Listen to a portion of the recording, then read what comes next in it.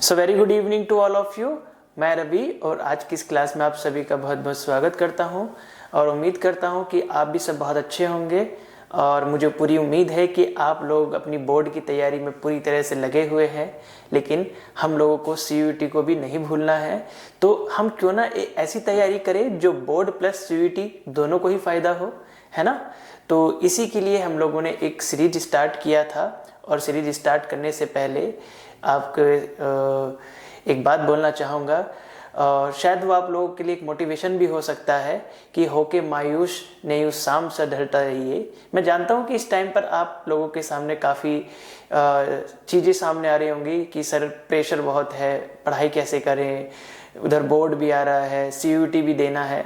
तो उसी को देखते हुए आप लोगों के लिए दो लाइनें हैं कि होके मायूस नहीं उस शाम से ढलता रहिए, जीवन भोर है सूरज सा निकलता रहिए, एक जगह ठहरोगे तो रुक जाओगे, धीरे धीरे ही सही पर राह पर चलते रहिए। तो आप लोगों को भी धीरे धीरे चलना है, ठहरना नहीं है, क्योंकि अभी आपको बहुत ऊंचाइयों पर जाना है। ठीक है, तो हम लोगों ने जो सीरीज स्टार्ट किया था, अब हम अपनी सीरीज पर चलते हैं और उस सीरीज का आज 9 यूनिट है, यूनिट नंबर 9। तो क्या नाम है उसका? The Mughal court. ठीक है, रिकंस्ट्रक्शन हिस्ट्रीज थ्रू क्रॉनिकल्स। ठीक है, तो इस चैप्टर में या इस यूनिट में बेसिकली मुगल कोर्ट के बारे में है। ठीक है, उससे रिलेटेड ही हम लोग कुछ क्वेश्चन देखेंगे और ये क्वेश्चन आपके बोर्ड के लिए और CUET दोनों के लिए ही इम्पोर्टेंट हो सकते हैं और कहीं ना कहीं बहुत कुछ इसमें से मिल भी सकता है। तो चलते हैं हम लोग अपने फर्स्ट क्वेश्चन की तरफ। क्या है? The central ideological purpose of Mughal court chronicles was to. Mughal दरबारी इतिहास ग्रंथों का वैचारिक उद्देश्य क्या था? Anybody else? किसी को भी अगर कोई आइडिया हो तो बता सकता है, अगर आपने चैप्टर को अच्छे से पढ़ा होगा, कि मुगल दरबारी इतिहास ग्रंथों का मुख्य वैचारिक उद्देश्य क्या था। आओ ऑप्शन की तरफ देखते हैं, क्या है ऑप्शन। ठीक है, अब देखो इतना थोड़ा सा ध्यान रखो कि चाहे वो मुगल टाइम पीरियड हो या दिल्ली सल्तनत का टाइम पीरियड हो, इस टाइम पर खासतौर से मध्यकालीन जो पूरा भारत रहा है, तो जो भी ग्रंथ लिखे गए हैं तो खासतौर से शाही दरबार को देखते हुए लिखे गए हैं, उनकी प्रशंसा में लिखे गए हैं, उनकी व्यवस्थाओं की तारीफ करते हुए लिखे गए हैं। तो इस पॉइंट को थोड़ा सा ध्यान में रखना और अगर आपको थोड़ा बहुत इस तरीके का आइडिया है तो आप ऑप्शन को आसानी से एलिमिनेट कर सकते हैं। चलते हैं, क्या फर्स्ट दिया हुआ है कि जो इतिहास ग्रंथ है उनका उद्देश्य क्या है कि प्रोवाइड न्यूट्रल पॉलिटिकल रिकॉर्ड्स, तटस्थ राजनीतिक अभिलेख प्रदान करना। दूसरा है glorify imperial authority and legitimize sovereignty, शाही अधिकार की महिमा करना। ठीक है, और संप्रभुता को वैध बनाना। चलो और क्वेश्चन और तीसरा देते हैं, प्रिजर्व पॉपुलर कल्चर, लोक संस्कृति को संरक्षित करना। और डी है मेंटेन रेवेन्यू डेटा, राजस्व संबंधी आंकड़े बनाए रखना। तो ये राजस्व संबंधी आंकड़े बनाए रखना तो कहीं से कहीं तक भी नहीं लग रहा और ना ही ऊपर इंस्क्रिप्शन। अगर सपोज मैं मान लूं कि आपको दो, पहले तो आपको जो है देख के ही ऑप्शन समझ में आ जाएगा, जो मैंने आपको फर्स्ट स्टेटमेंट बोला है कि इस पूरे मध्यकालीन भारत में जितने भी जो है ग्रंथ लिखे गए हैं वो कहीं ना कहीं शाही दरबार की प्रशंसा में, ठीक है, मुगल कोर्ट हो या आपका दिल्ली सल्तनत के टाइम पीरियड का हो, कहीं का भी हो, तो राजाओं की प्रशंसा में, उनकी नीतियों के बारे में, ठीक है, उस तरह से जो है ग्रंथों को लिखा गया है। तो अगर आपको थोड़ा सा भी आइडिया है तो आप इस ऑप्शन को आराम से एलिमिनेट कर सकते हैं। तो बताओ इसका राइट ऑप्शन क्या होगा?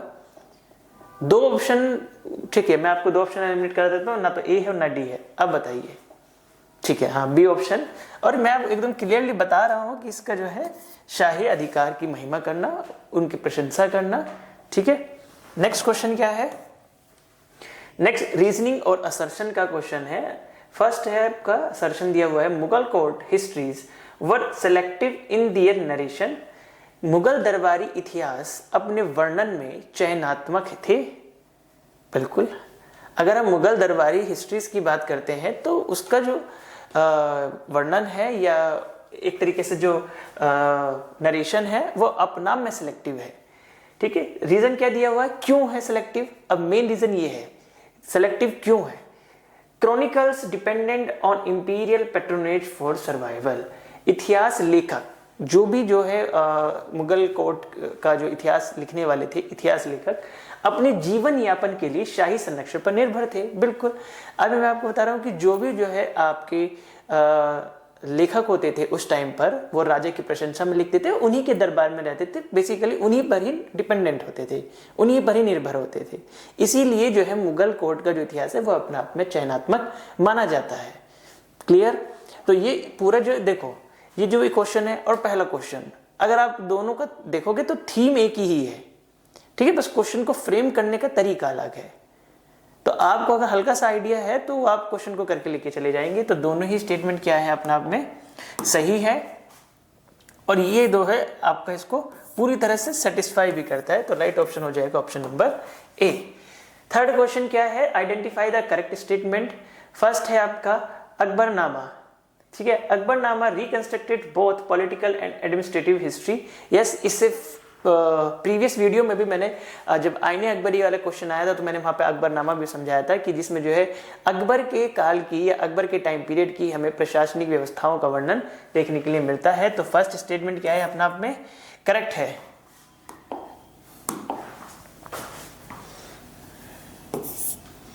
फर्स्ट स्टेटमेंट अपना में करेक्ट है।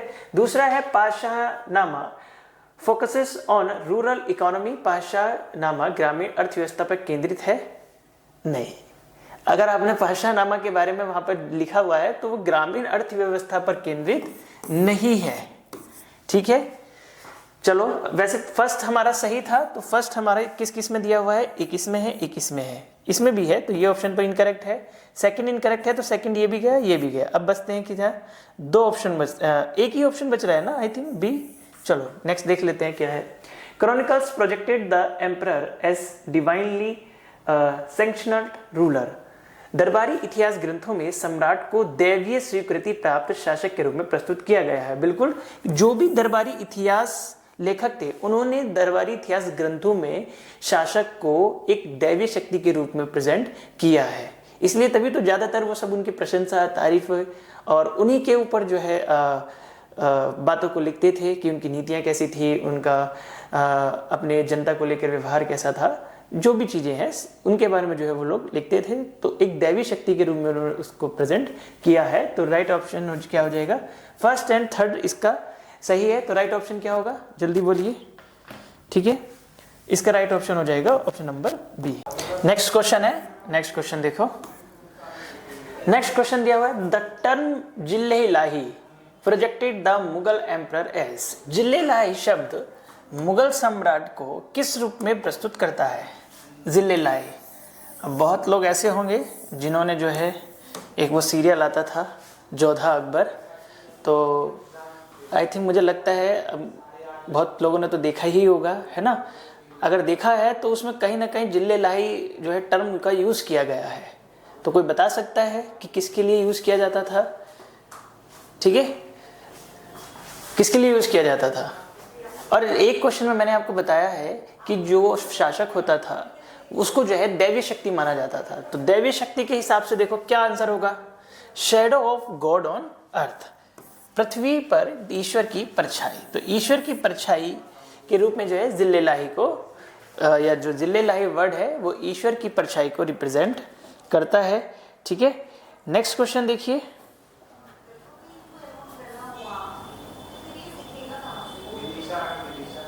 Next question match the following है और इसका आंसर आप लोग मुझे बताएंगे क्या होगा। जल्दी फटाफट आंसर बताइए क्या होगा इसका आंसर।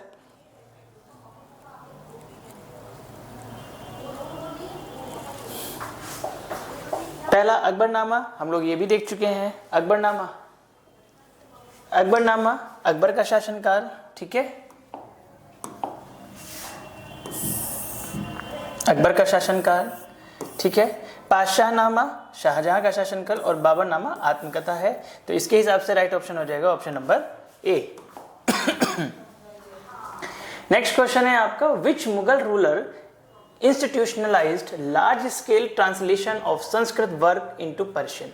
किस मुगल शासक ने संस्कृत ग्रंथों के फारसी में बड़े पैमाने पर अनुवाद को संस्थागत रूप दिया है? अब देखो, इस तरीके का क्वेश्चन जब प्रीवियस लेक्चर में भी आया था कि जहाँ पर रूलर्स के नाम दिए हुए थे, तो एलिमिनेट करना कैसे ईजी था। अब मैंने आपको बताया है कि जो बाबर और हुमायूं का टाइम पीरियड है वो ज़्यादातर जो है वॉर में गया है, ठीक है। तो बहुत ज़्यादा चेंजेस या बहुत चेंजेस का चेंजेस इनके टाइम पीरियड पे नहीं हुआ है। जो ज़्यादातर चेंजेस हमें दिखाई देते हैं वो दिखाई देते हैं हमें आपके अकबर के टाइम पर, या रिफॉर्म्स जो भी हमें दिखाई देते हैं, चाहे वो एडमिनिस्ट्रेटिव रिफॉर्म्स हो या लिटरेचर में हो या आपका ट्रांसलेशन हो, वो अकबर के टाइम पीरियड में दिखाई देते हैं, ठीक है। तो इसका राइट ऑप्शन क्या हो जाएगा? Option number C. तो सी इसका राइट ऑप्शन है। नेक्स्ट क्वेश्चन देखिए, नेक्स्ट क्वेश्चन दिया हुआ है 7, question number 7। Mughal paintings in chronicles function as visual propaganda. Mughal चित्रण इतिहास ग्रंथों में दृश्य प्रचार के रूप में कार्य करते थे। बिल्कुल। अब मुगल चित्रण, जो मुगल पेंटिंग्स होती थी, ठीक है, उन्हें जो है बेसिकली इतिहास ग्रंथों में दृश्य प्रचार, ठीक है, किसके लिए? खासतौर से विजुअल प्रोपेगेंडे के लिए यूज किया जाता था। क्यों? क्योंकि जो है जितनी भी वहां पर पेंटिंग बनाई जाती थी वो ज्यादातर या तो वॉर पर रिलेटेड होती थी या रिचुअल्स पर रिलेटेड होती थी, ठीक है, या कोई और फंक्शन से रिलेटेड होती थी, ठीक है। तो इसलिए जो है उसको एज ए विजुअल प्रोपेगेंडा के रूप में यूज किया जाता था। तो रीजन क्या दिया हुआ है? The paintings emphasized court rituals, hierarchy and conquest. चित्रों में दरबारी अनुष्ठान, पदानुक्रम और विजय पर जोर दिया जाता था। राइट ऑप्शन हो जाएगा ऑप्शन नंबर ए। नेक्स्ट आपका the Persian translation of the Mahabharata was known as. Mahabharata के फारसी अनुवाद को क्या कहा जाता है? और आप लोगों को अगर जानकर खुशी होगी कि ये क्वेश्चन PYQ में भी आपके पूछा हुआ है, ठीक है। इससे रिलेटेड इस जैसा क्वेश्चन मिलता जुलता आपके PYQ में भी आया हुआ है। तो इसका राइट ऑप्शन बताइए क्या होगा? अगर किसी ने थोड़ा बहुत भी PYQ एनालाइज किया हो तो राइट ऑप्शन होगा इसका option number B. Next question क्या है?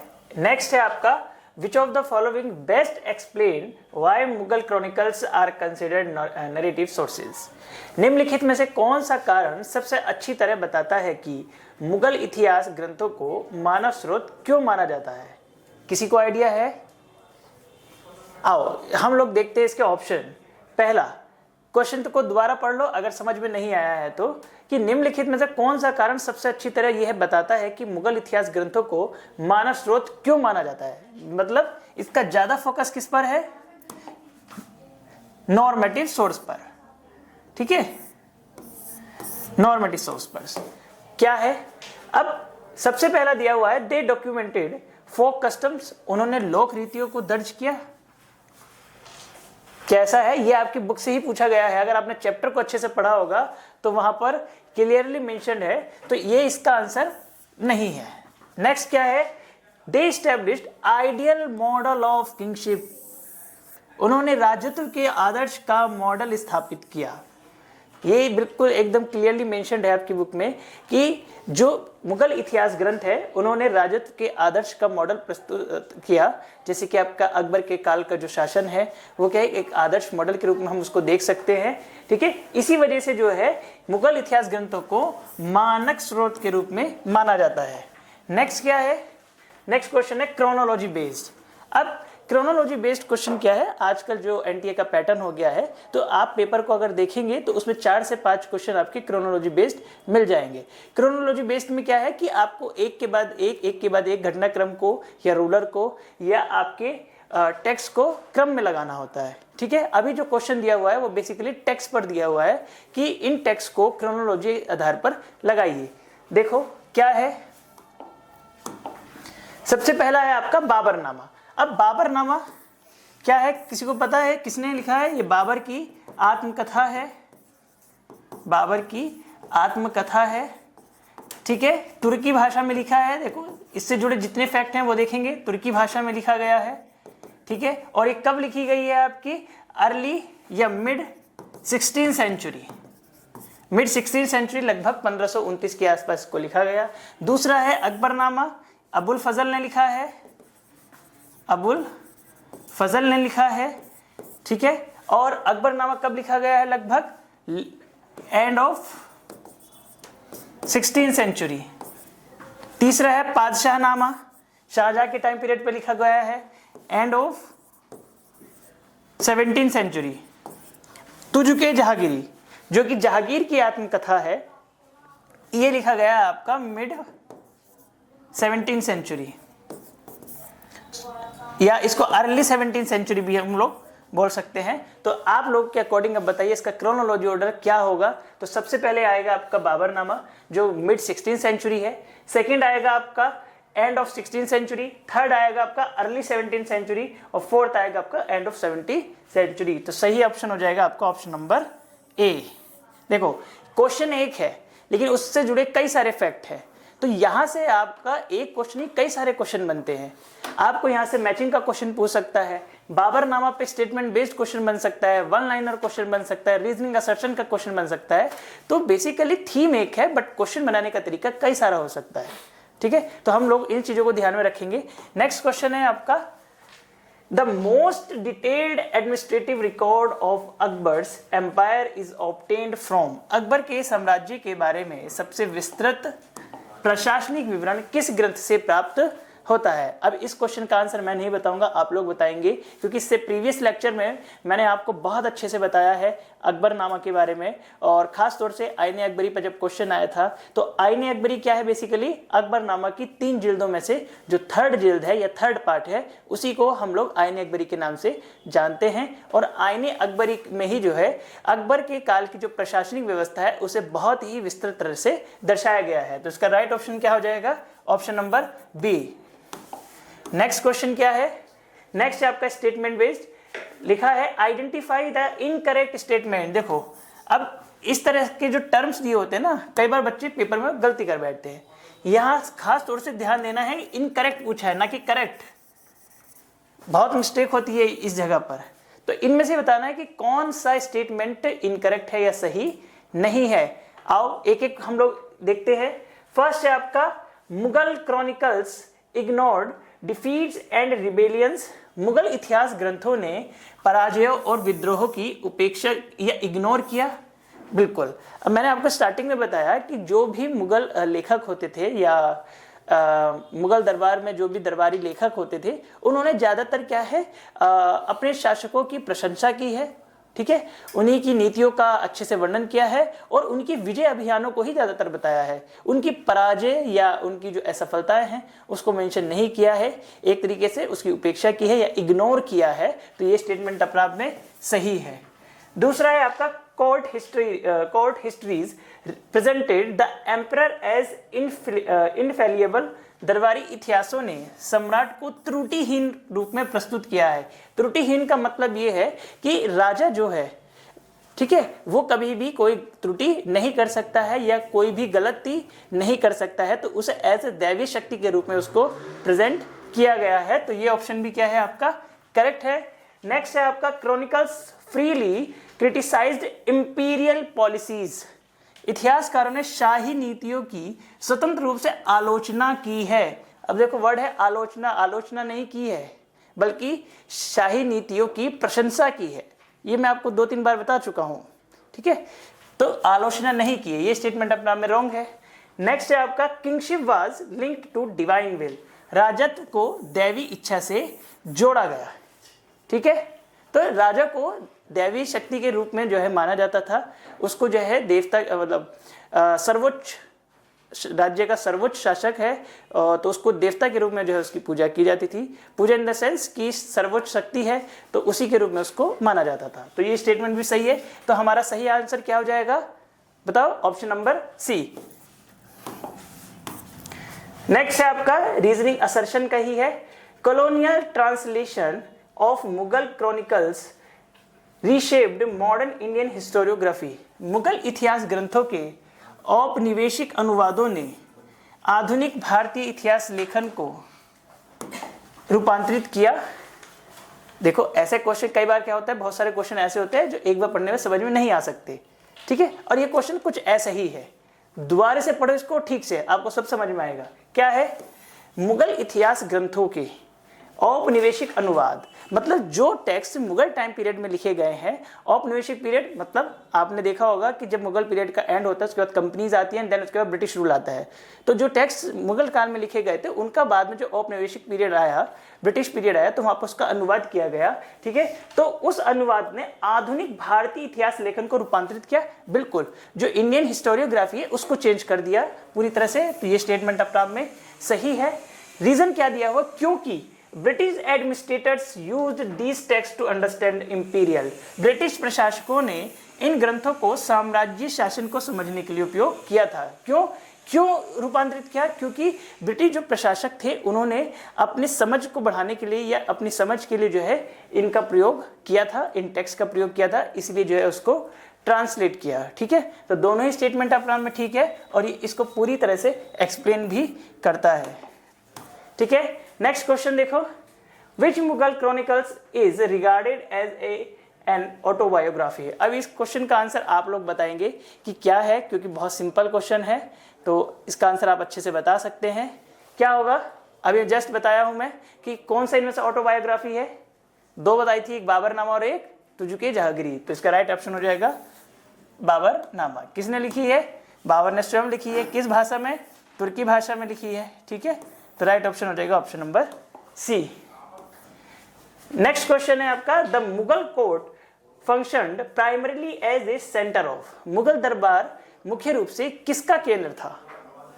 मतलब मुगल दरबार में कौन कौन सी चीजें मेन एकदम प्राइमरी रूप से यूज की जाती थी। ठीक है, तो सबसे मेन सेंटर किस चीज का था? तो देखो ऑप्शन, क्या रूरल एडमिनिस्ट्रेशन का था, या पॉलिटिकल अथॉरिटी का था, या आपका आर्टिजन प्रोडक्शन का था, या रिलीजियन प्रीचिंग का था? कौन सा किसका था? बताइए किसका था? ये था आपका पॉलिटिकल अथॉरिटी का। तो इसका राइट ऑप्शन होगा option number B. Next question है आपका, मैच द फॉलोइंग।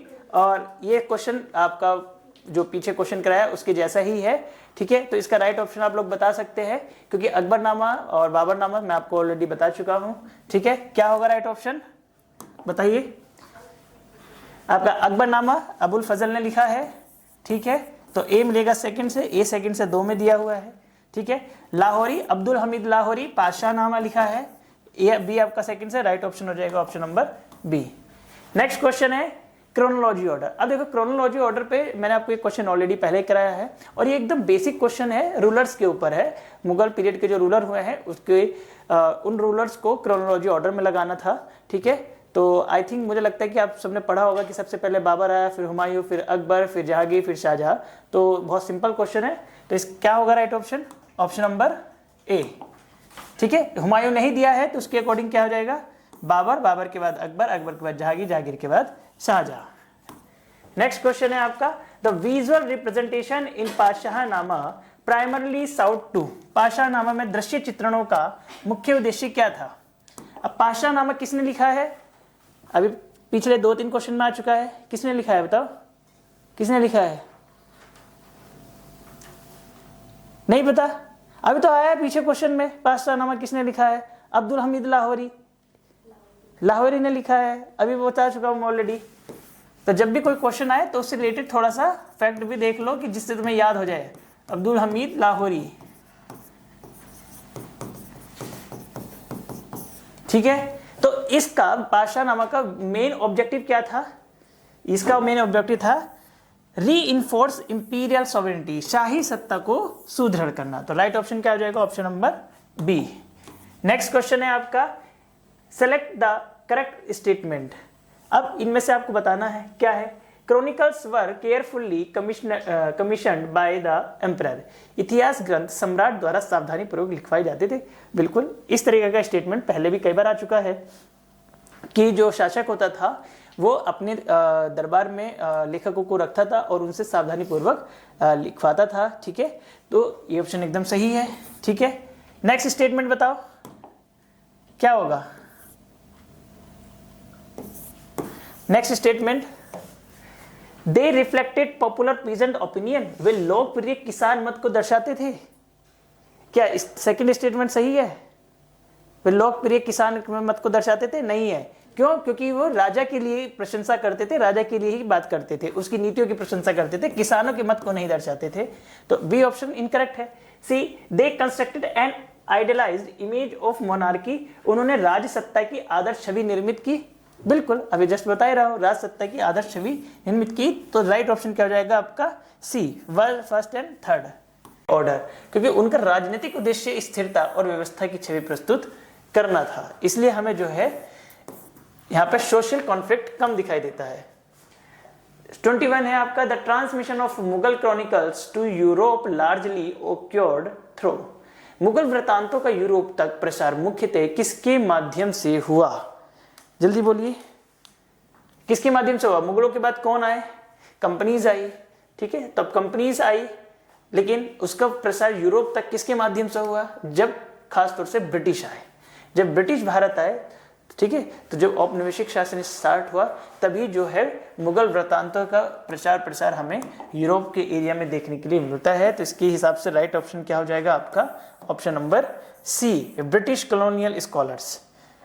ठीक है, नेक्स्ट है आपका 22, which feature most clearly distinguishes Mughal court histories from modern historiography, निम्न में से कौन सी विशेषता मुगल दरबारी इतिहास लेखन को आधुनिक इतिहास लेखन से सबसे स्पष्ट रूप से अलग करती है? कौन सी है? ऐसी कौन सी विशेषता है जो बाकी इतिहास उससे, जो मुगल दरबारी इतिहास लेखन को आधुनिक इतिहास लेखन से सबसे स्पष्ट रूप से अलग करती है? पहला है नरेटिव स्टाइल, कथात्मक शैली, क्या दोनों की कथात्मक शैली में अंतर दिखाई देता है? दूसरा है आपका क्रिटिकल ऑब्जेक्टिव, वस्तुनिष्ठता, आलोचनात्मक दृष्टिकोण तो हमें मॉडर्न में भी दिखाई देगा, मॉडर्न हिस्टोरियोग्राफी में भी। तीसरा है आपका पैट्रोनेज कंट्रोल्ड ऑथरशिप, संरक्षक नियंत्रित लेखन। तो पैट्रोनेज तो था, उनको संरक्षण दिया जाता था, ठीक है, जो लेखक होते थे उनको अपने दरबार में संरक्षण दिया जाता था, तो ये एक पॉइंट हो सकता है कि कहीं अलग है। तीसरा है यूज ऑफ डेट्स, तिथियों का उपयोग। तो तिथियों का उपयोग ऐसा नहीं कि जो है खाली इसमें है, तो तिथियों का उपयोग और वस्तुनिष्ठता भी जो है हमें दोनों में दिख जाएगी। आलोचना मैंने आपको बताया, कथात्मक शैली भी, लेकिन जो बेसिकली इसको सबसे मुख्य रूप से अलग करती है वो है आपका पैट्रोनेज। पैट्रोनेज हमें जो है मॉडर्न में कम दिखाई देता है, जबकि मुगल कोर्ट में ज्यादा आपको दिखाई देगा। नेक्स्ट क्या है आपका 23, मैच द फॉलोइंग है, जल्दी बताओ क्या होगा इसका? मैच द फॉलोइंग सबसे आसान होता है, ठीक है। जिल्ले-लाही मैंने बताया था, ईश्वर की परछाई, दैवीय शक्ति, क्या होगा जल्दी बोलो? जिल्ले-लाही, दैवीय शक्ति, राज सत्ता, ए फर्स्ट से मिलेगा, 2 में दिया है, क्या है दूसरा है? तीसरा है मनसब, मनसब क्या होता है? रैंक, सी मिलेगा थर्ड से, तो राइट ऑप्शन हो जाएगा ऑप्शन नंबर ए। 24 है chronology based place these events in correct order. अब कालक्रम के आधार पर निम्न घटनाओं का सही क्रम में लगाइए। देखो इस जैसा क्वेश्चन ऑलरेडी आ चुका है, तो आप प्लीज मुझे इसका आंसर बताइए। सबसे पहले क्या है? बाबरनामा का संकलन, बिल्कुल ठीक है। दूसरा अकबर के शासनकाल में अनुवादित परियोजनाएं।